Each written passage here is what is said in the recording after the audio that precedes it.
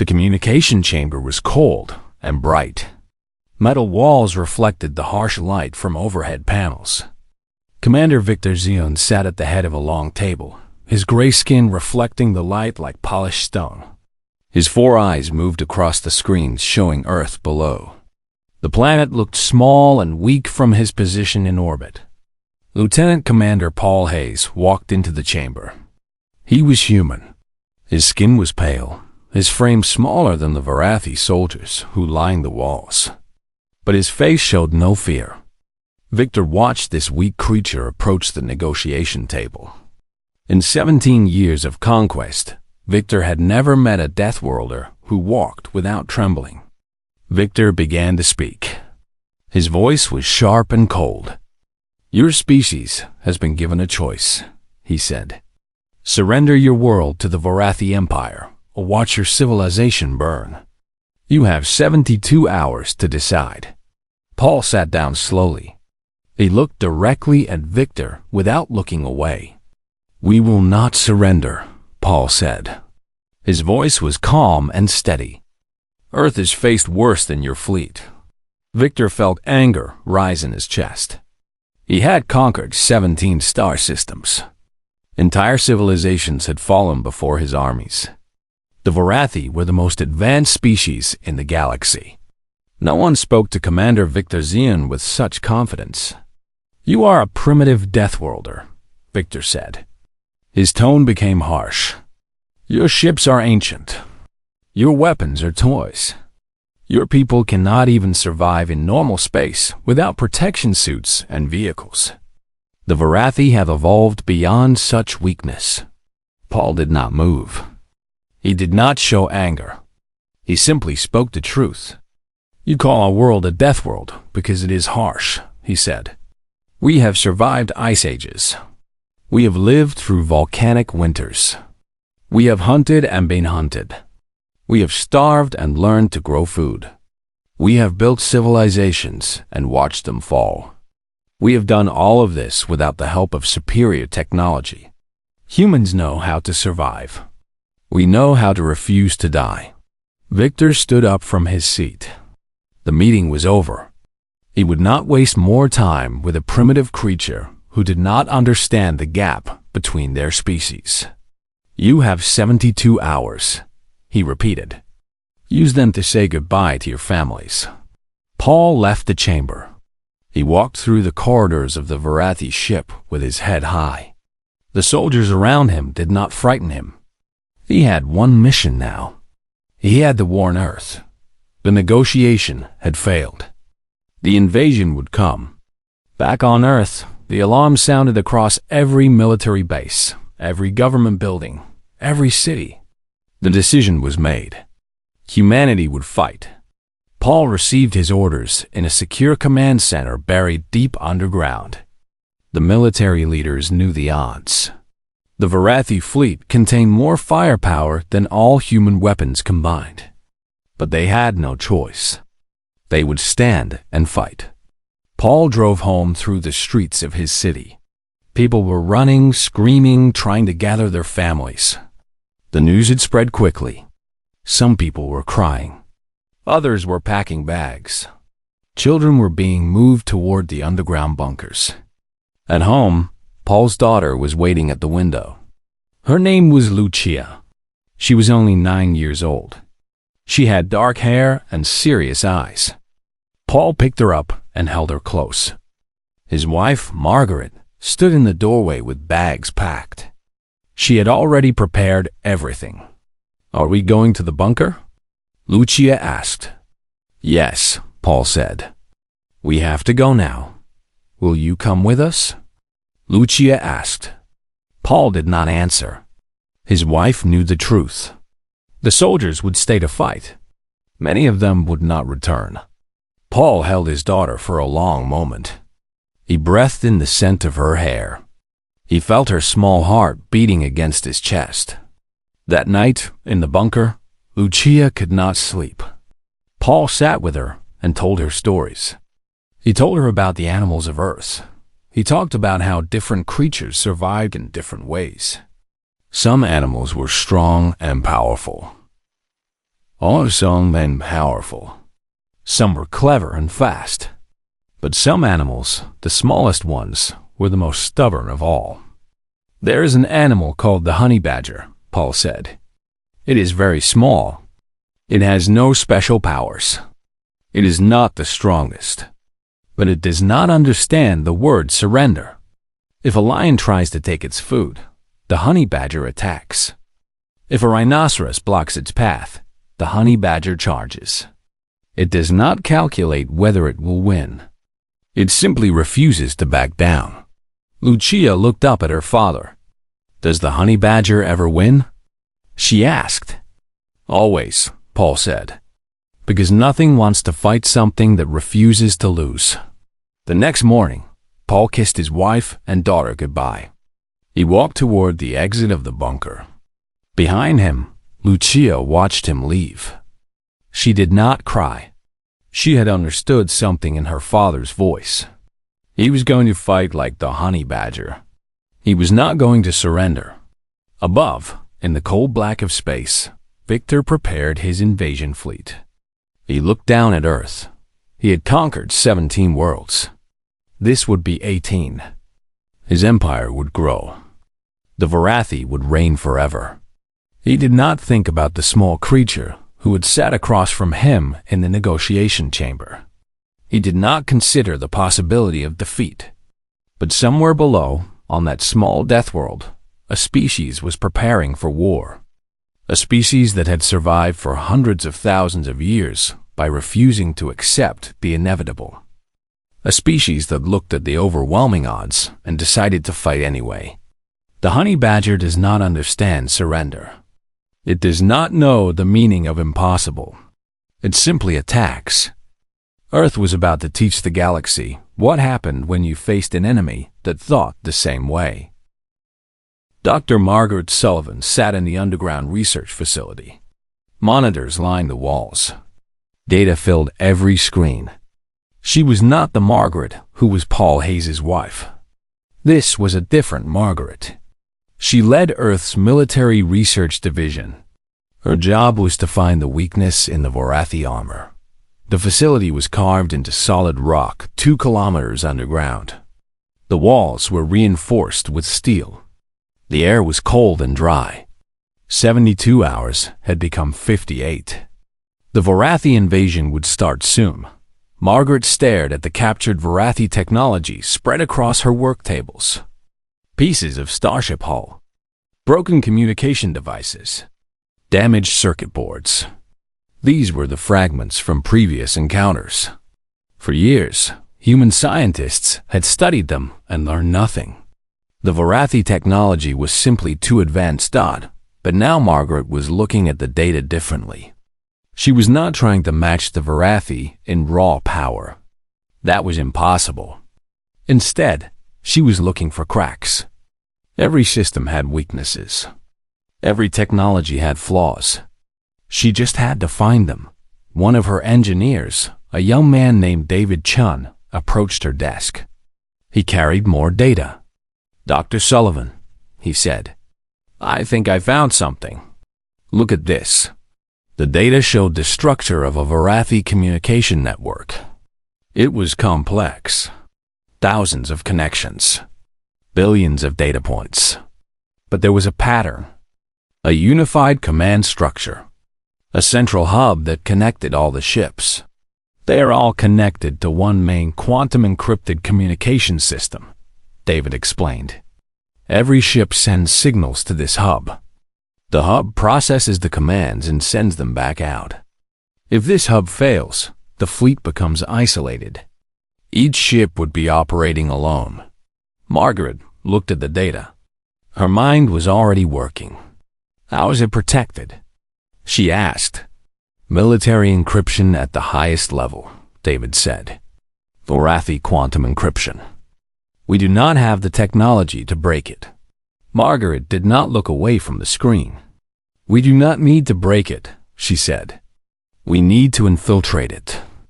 We need to use their own system against them. David looked confused. How? We would need Varathi hardware. We would need their encryption keys. We would need access. We have the hardware, Margaret said. She pointed to the fragments on the work tables. We can rebuild it. And as for the encryption, we do not need to understand it. We just need to use it. Margaret called a meeting with the senior military leaders. General Richard Foster sat at the head of the table. His face was hard and lined with age. He had fought in 5 wars. He knew what defeat looked like. Margaret presented her plan. She explained the communication network. She described how a successful infiltration could disable the hub. She talked about the theoretical possibility of isolating the Varathi fleet. It is too risky, General Foster said. Too many unknowns. We do not have time to test this. We do not have time for anything else, Margaret said.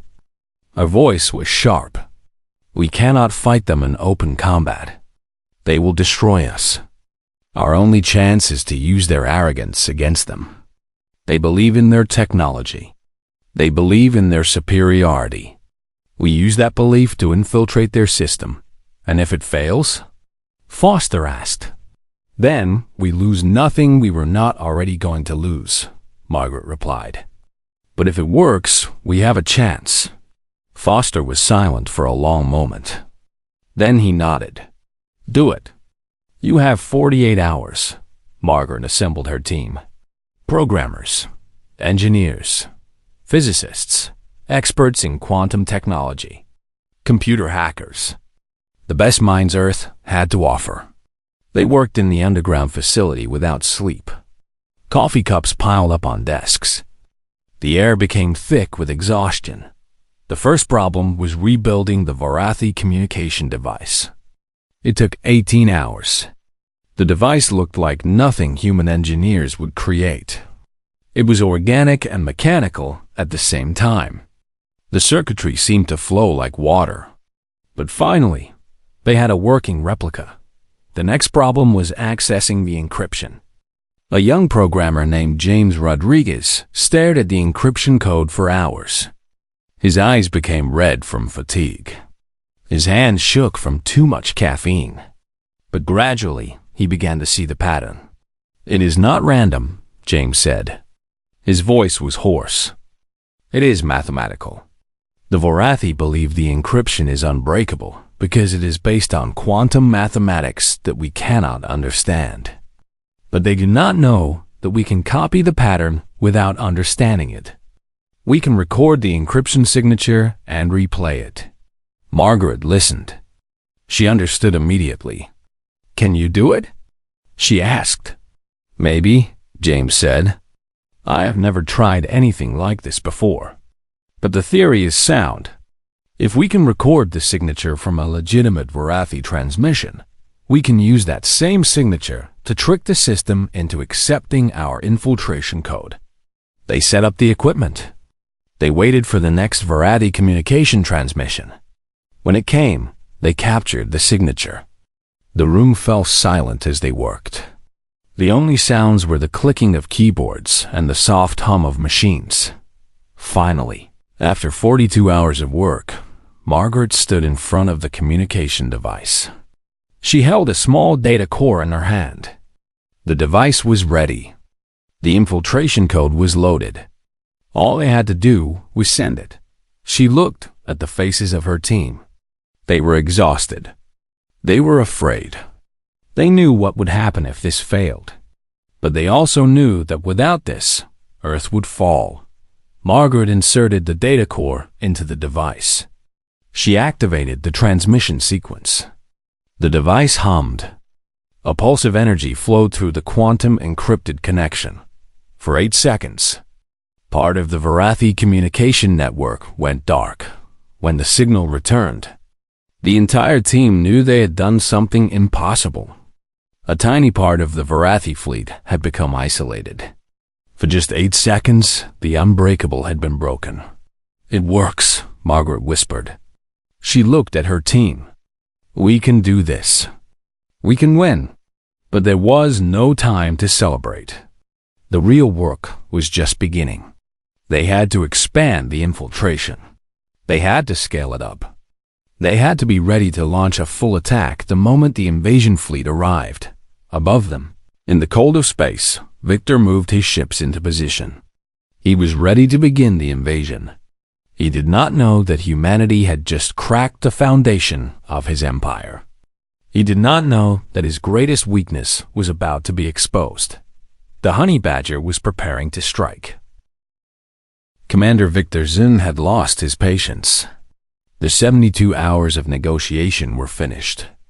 Earth had refused to surrender. Now the time for conversation was over. It was time for conquest. Victor stood on the bridge of his flagship, the Conquest. Around him, monitors displayed the entire invasion fleet. 140 ships. 50,000 soldiers. Technology that made the human military look like ancient history. He raised his hand, and 40,000 Varathi soldiers prepared for deployment. "Begin the invasion," Victor commanded. His voice carried no doubt. Orbital bombardment of all major human population centers. Destroy their military installations. Level their cities. Leave nothing but ruins and submission. The ships moved into position. Varathi weapons charged. The countdown to Earth's destruction had begun. But far below, in the underground facility, Margaret Sullivan's team launched their attack. The infiltration code expanded through the Varathi communication network like a virus spreading through a body. The code did not destroy. It did not kill. It disrupted. It confused. It created chaos where there should have been perfect coordination. The first Varathi commander to lose communication was Captain Strith. His ship was part of the bombardment fleet. One moment, his instruments displayed the Earth target. The next moment, everything went black. His communication system failed. His navigation system became unreliable. The targeting computer stopped responding. Strith tried to restore order, but nothing worked. He was flying blind in orbit above an enemy world. All across the Varathi fleet, systems began to fail. Not completely, not permanently, but enough to break the carefully coordinated attack. Targeting systems malfunctioned. Navigation became uncertain. Communications fractured into isolated segments. The bombardment was supposed to begin in perfect unison. 400 weapons firing at once. The human civilization would be destroyed in seconds. Instead, only 90 weapons fired. The remaining ships could not find their targets. Their systems were compromised. Their networks were broken. For the first time in 17 years of conquest, the Varathi military had experienced technological failure. In orbit above Earth, human pilots saw their opportunity. Captain David Torres was one of them. He flew a combat fighter that was ancient compared to Varathi technology. It was slow. It had limited firepower. It should have been destroyed in the first seconds of combat. But in the chaos created by Margaret's infiltration, David saw his chance. He pushed his fighter forward. He fired every weapon. The shots were mostly ineffective against Varathi armor, but they were shots that landed. They were damage that accumulated. More human pilots joined the assault. Dozens of fighters. Then hundreds. They swarmed the Varathi ships like insects attacking something vastly larger. The insects should have been crushed. They should have been ignored. But there were too many insects. Below, in the cities, civilian soldiers and military personnel prepared for the end. They thought the bombardment would destroy them. They thought the invasion would succeed. They had prepared for death. When the bombardment did not come, they did not understand why. And then the fighting began in the skies above them. A young woman named Sarah was protecting her daughter in a reinforced shelter. Her daughter's name was Emma. She was only 4 years old. Sarah held Emma close as the building shook from the vibrations of battles above. She did not know if they would survive. She only knew that she would not leave her daughter. She would not run. She would protect this child until the very end. That stubborn refusal to abandon her child was the same emotion that drove every soldier. It was the same stubbornness that drove Margaret to solve the impossible. It was the same refusal that Paul had shown in the negotiation chamber. Humans did not surrender. They did not calculate odds and decide to give up. They fought harder the closer they came to defeat. Back in the command center of Victor's flagship, the commandant was receiving fragmented reports. His fleet was not operating as a unified force. His weapons were not firing on schedule. His invasion was falling apart. "Restore communications," Victor ordered. His voice showed cracks now. Not fear, not yet, but uncertainty. "We are trying, sir," his communications officer reported. "The network is being infiltrated by human code. We cannot trace the source. We cannot stop the infiltration. Each attempt to reset the system makes it worse." Victor felt the first touch of something he had never experienced before. It was a small thing, but it grew. It was the feeling that something was wrong. It was the feeling that he might not win. The human fighters continued their assault. They were not winning. They were not pushing back the Varathi fleet. But they were not losing either. And for an empire that had never experienced anything but victory, a stalemate was devastating. All around the Varathi military structure, soldiers began questioning. They were trained to follow orders. They were trained to trust superior technology and command structure. But if the command structure was broken, what did they do? A group of Varathi soldiers on one of the bombardment ships lost communication with their commander. They were sitting in a battle transport, waiting for orders to descend to Earth. The orders never came. They sat in the dark, not knowing what to do. One of them, a soldier named Kretch, finally spoke. "The command network is failing," he said. "I have never heard of such a thing." "It is impossible," another soldier replied. "Varathi technology does not fail." "Then explain why we are still in orbit," Kretch said. "Explain why we have not descended. Explain why our weapons are offline." The soldiers sat in silence. For the first time, they understood that they might lose this battle. Throughout the fleet, doubt was spreading like the infiltration code. Varathi commanders had been trained to expect victory. They had never learned how to handle defeat. They had never studied the possibility of failure. Their entire military culture was built on the assumption that they would always win. But now, facing an enemy that refused to break, facing a technology failure that they could not understand, they were beginning to understand something important, something that would change the galaxy forever. Humanity was not going to surrender. The honey badger had shown its teeth. Victor looked at the monitors showing the chaos in his fleet. He saw the human fighters diving at his ships. He saw the communication system in ruins. He saw an empire that, for the first time, was not winning. And the invasion had barely begun. Lieutenant Commander Paul Hayes moved through the corridors of the Varathi flagship. He was not alone.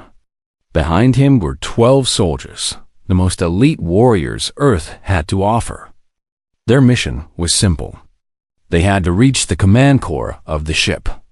They had to disable or capture the central command hub. They had to cut off Victor's ability to command his fleet. The mission was suicidal. No one expected to come back. Paul had chosen each soldier himself. They were volunteers. Every one of them understood the odds. Every one of them knew what failure meant. But they also knew what success meant. Success meant Earth would survive. The corridor was dark. The ship was designed for a species with 4 eyes that could see in near darkness. But humans had technology too.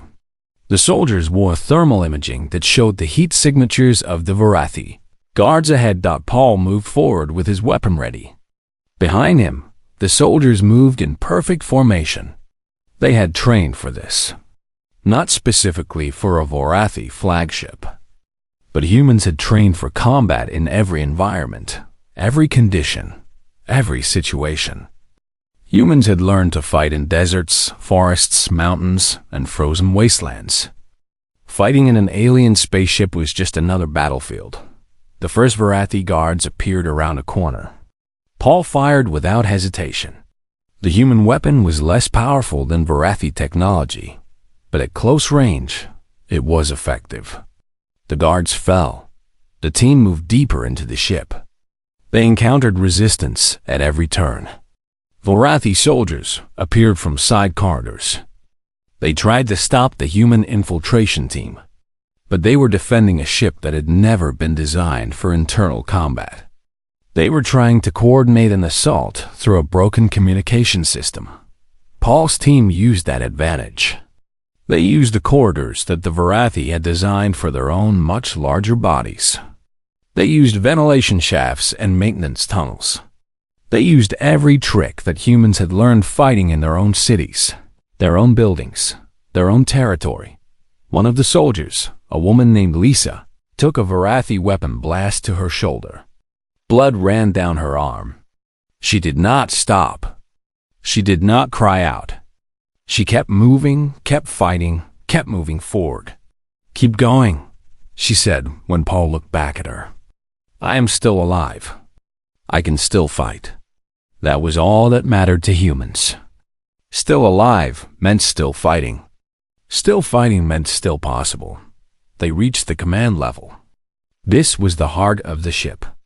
This was where Victor commanded the invasion fleet. The doors were sealed. There were guards. There was a security system that would take hours to bypass, but Paul had not come to hack the system. He had brought explosives. Human explosives. Simple, crude, but effective. He placed them against the door. The explosion was not large, but it was enough that the doors came down. Inside the command chamber, Victor stood with his guards. He was surrounded by technology. Monitors showed the chaos of the invasion battle. He had been trying to restore order to his fleet. He had been trying to understand what was happening. When the doors exploded, Victor turned. He saw the human soldiers standing in the entrance. Paul Hayes looked small in this chamber. He looked weak. He was outnumbered 5-1. Any reasonable military commander would have ordered an immediate execution. But Victor was starting to understand that human calculations were different. Paul moved forward with his weapon. The Varathi guards tried to stop him. A soldier next to Paul was cut down. Another was hit and fell. But the remaining soldiers kept advancing. Paul kept advancing. Victor had conquered 17 star systems. He had never fought in personal combat. He had never needed to. His technology and his military supremacy had always been enough. Now he was facing a species that did not fight according to his calculations. Paul reached Victor. The commandant was larger, stronger, and more heavily armored. By every measure of physical power, Victor should have crushed the human soldier. But Paul had learned to fight on a death world. He had learned to fight creatures larger than himself. He had learned that size did not equal victory. That strength did not equal survival. That power did not equal the will to win. Paul and Victor clashed. The commandant threw Paul across the chamber. Paul crashed into the wall. His ribs screamed in pain. He might have broken bones, but he got up. He charged forward again. Victor could not understand. The human should have surrendered. The human should have been broken. The human should have accepted defeat. But the human would not accept anything except victory or death. Paul fought with knowledge. He fought with technique. He fought with a single-minded focus on his objective. Defeat Victor. Capture or disable the command core. Give Earth a chance. The battle lasted 4 minutes. At the end of 4 minutes, Victor was on the ground. His armor was damaged. His body was damaged. He was still alive, but he could not fight anymore. Paul looked at the Varathi soldiers. His own weapon was raised. His message was clear. Surrender, or die. The Varathi soldiers looked at each other. They looked at their commander on the ground. They looked at the human soldier who had somehow defeated the commandant. They put down their weapons. At that moment, all across the Varathi fleet, something changed. The unified command that had held the empire together for so long was broken. The commandant who had conquered 17 worlds was defeated. The empire that had believed itself invincible had been proven wrong. The Varatha soldiers began questioning their orders. Some of them refused to fight. Some of them retreated. Some of them tried to restore the command structure. But it was too late. All across the galaxy, species that had feared the Varathi Empire for generations began to see something they had never seen before. The empire could be defeated. The invincible could fail. Paul stood in the command chamber, breathing hard, injured, but alive. Around him, the Varathi communication system lay in ruins. The empire's command structure was shattered. The fleet that should have conquered Earth was instead falling apart. In the underground bunkers across Earth, people began to hope. In the fighter cockpits in orbit, pilots began to understand they might actually survive this. The honey badger had snarled, and everything had changed. Victor lay on the floor of his own command chamber, defeated by a creature he had considered beneath notice. He had underestimated something crucial. He had not understood that a species that had survived in a harsh and deadly world would not calculate odds the same way other species did. The Varathi Empire had been built on the assumption that advanced technology equals guaranteed victory. It had never considered that will and determination could matter more than firepower. It was learning that lesson now, and the galaxy was watching. The Varathi fleet withdrew from Earth orbit. The ships that had come to conquer left instead in defeat. It took 3 hours for the last ship to break free from Earth's gravity well. Some of the ships were damaged. Some were missing. Some left with only partial crews. But they were leaving. The invasion was over. Earth had survived. The cost was high. Thousands of human soldiers had died. Thousands of civilians had been killed in the bombardment before Margaret's infiltration had stopped the main assault. Cities had been damaged. Infrastructure had been destroyed. The war had left scars across the planet. But Earth was still free. In the underground bunkers, the celebration started carefully at first. People did not know if the danger was truly past. But gradually, the news spread. The Varathi were retreating. The ships were leaving. The military had won. Paul Hayes walked out of the facility where the battle had been fought. He was covered in dust and blood. His uniform was torn. His body ached from injuries. But he was alive. He went directly to the bunker where his family was waiting. The corridors seemed long. His legs were heavy. But he moved forward, the way he had moved forward through the Varathi flagship. When he reached his family, his wife embraced him. She held him without speaking. She had not known if he would come back. Many families were not having this moment. Many soldiers had not returned. His daughter Lucia looked up at him. She had understood everything. She had known that her father was fighting for her. She had known the danger. "The honey badger won," Lucia said simply. Paul knelt down and held his daughter. He said nothing. There were no words for what he felt.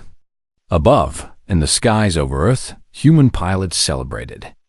Captain David Torres had survived. He had flown more than 30 combat missions.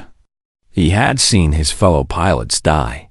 He had seen friends from his training academy fall from the sky. But he had survived. When he returned to the base, he stood alone in the hangar. He looked at his fighter. It was damaged, scarred from weapons fire. It had brought him through the impossible. "Thank you," he whispered to the machine. He did not know why he said it, but he felt it needed to be said. In the research facility, Margaret Sullivan collapsed in a chair. She had not slept in 3 days. She had not rested since the infiltration code had gone live. She had monitored every attack. She had guided every expansion of the infiltration. She had held the entire operation together through force of will. Now it was done. Earth had won. One of her engineers, James Rodriguez, brought her coffee. "We did it," he said. "I still cannot believe it, but we did it." Margaret looked at the young man. His eyes were red from exhaustion. His hands still shook. "You did it," she said. "Your encryption bypass. That was the breakthrough. That was what made everything possible." James sat down. "I learned how to code by playing games," he said. "I never thought that would help win a war." "Humans learn in many ways," Margaret said. "That is our strength. We adapt. We learn. We find solutions where other species see only problems." Within days, Earth's government made formal contact with the Galactic Council. The Vorathi Empire had been considered untouchable. No advanced civilization had challenged them in a direct military conflict. No species had ever defeated them in open battle.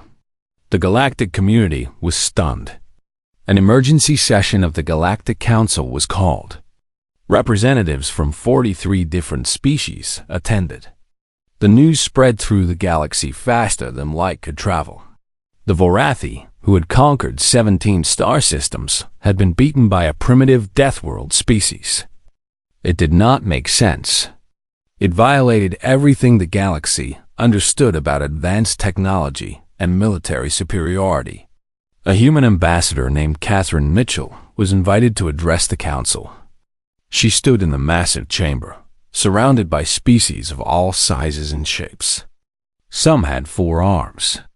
Some had multiple heads. Some existed only as energy. All of them were watching her with intense interest. Catherine began to speak. The Vorathi Empire believed that advanced technology guarantees victory, she said. They believed that superior firepower could defeat any opponent. They believed that a species with advanced tools could overcome a species with inferior tools. She paused and looked around the chamber. But they did not understand humanity. They did not understand that humans come from a world that kills the weak and teaches the strong to survive. Earth is a harsh place.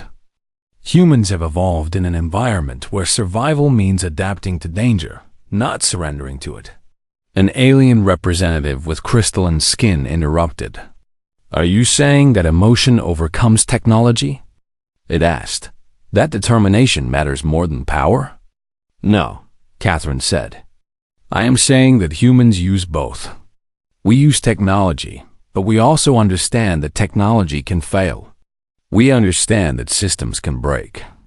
We understand that the best strategy sometimes comes from refusing to accept the logical outcome." Another representative, a being of pure energy contained in a suit of gravity generators, asked the important question. "What do you want from the Galactic Council?" it asked. "Will humanity demand compensation? Territory? Tribute?" Catherine smiled. "We want recognition," she said. "We want the galaxy to understand that Earth is no longer a primitive species to be conquered or dismissed. We want peace. We want trade. We want to be treated as equals." The Galactic Council voted. It was unanimous. Earth was admitted as a full member of the galactic community. The vote was a formality. What mattered was that the galaxy had agreed to treat humanity as worthy of respect. In his cell in the detention facility, Victor sat alone. He was no longer the commandant. He was no longer in control of an empire. He was a prisoner of war, awaiting trial for crimes against humanity and for the war crimes of his invasion. A human guard came to speak with him. It was Paul Hayes. Victor looked at the human.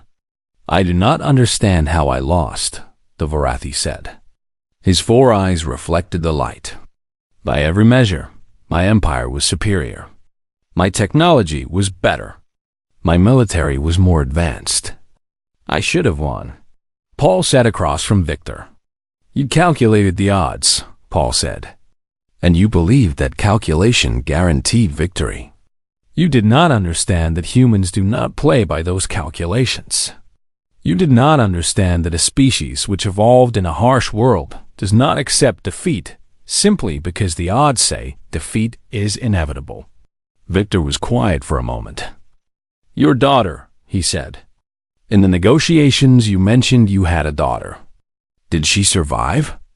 She did, Paul said. She is safe in a bunker.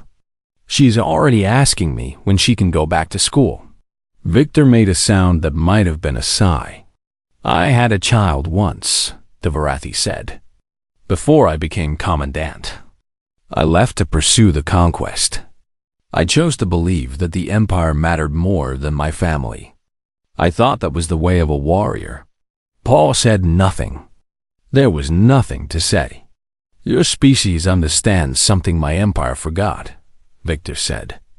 You understand that the most important things are not empires or territory or power. The most important things are your family, your children, the people you love. Paul stood up to leave. As he walked to the door, Victor spoke one more time. The honey badger, Victor said. It fights not for honor or conquest. It fights to protect what it loves. It fights because retreat is not an option. You taught me that today. I wish my empire had understood this lesson before now. Across Earth, the recovery began. Cities were rebuilt. Memorials were built for those who had died. Children went back to school. Factories that had been turned to military production returned to making civilian goods. Life returned to normal, but it was a different kind of normal. The galaxy knew now. It knew that Earth was not a primitive world to be conquered. It knew that humanity was a species that would never surrender, no matter the odds. Lucia went back to school. One day, her teacher asked the class what they had learned from the invasion. Lucia raised her hand. I learned that you do not need to be the biggest or the strongest to win, she said. You just need to be stubborn enough to keep fighting. The teacher smiled. That is a good lesson, she said. Remember it. Lucia thought about her father. She thought about all the soldiers who had fought. She thought about the people underground who had created the infiltration code. She thought about every human who had refused to surrender. That night, Paul came home from the military base. He was no longer on active duty. The war was over. He was going back to his job as a negotiator and diplomat. He had learned something important about negotiation. Sometimes the strongest position in negotiation is the willingness to fight. Lucia showed him a drawing she had made at school. It was a honey badger. It was small and fierce and completely unafraid of the lion standing next to it. That is us, Lucia said. We are the honey badger. Paul held the drawing and looked at his daughter. She had understood something that Victor had never grasped. She had understood that in the end, will mattered more than firepower.